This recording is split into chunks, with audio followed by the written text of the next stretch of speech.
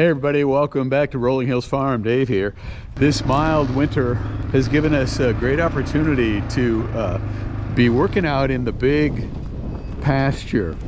We've been spending this winter clearing areas that will become future pasture, and in doing so we've been using the old four-wheeler quite a bit.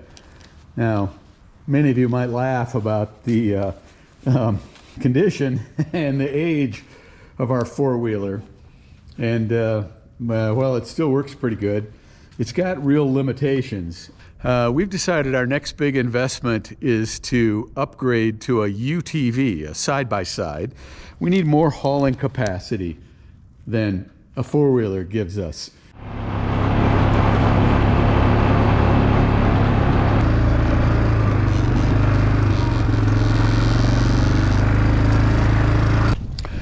We have some pretty remote pastures here, sections like this one where you really can't drive a truck or a tractor for much of the year because it's just too low and too wet. Yet you have to check these fence lines to make sure that A, there's nothing wrong with the fence, and B, there's nothing wrong with cows that might be out here.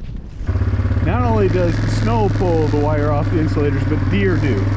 So just about any time of the year, you can have the wire out here shorting out against the fence post because some damn deer ran through it or something else. And walking this, well, that would be really time consuming.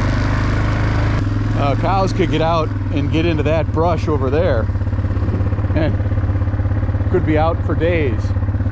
And just as serious, they could get up on, there's a back road up here, and what you really don't want is cows running on the road because motorists honestly don't pay attention.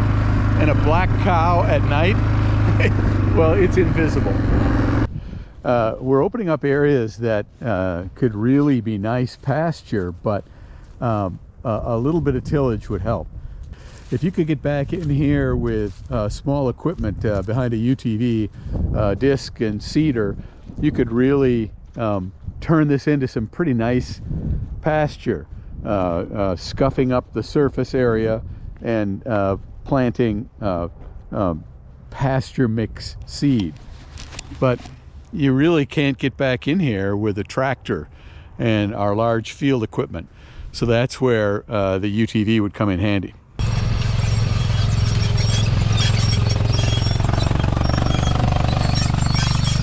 We've used a neighbor's side-by-side a couple of times in the last 2 years to get into tight spots to pull our small John Deere seeder. It's light and it works very well. I'll tell you, one of the big things I like about this is it is easy to get in and out, and for somebody who has mobility issues, these things are ideal.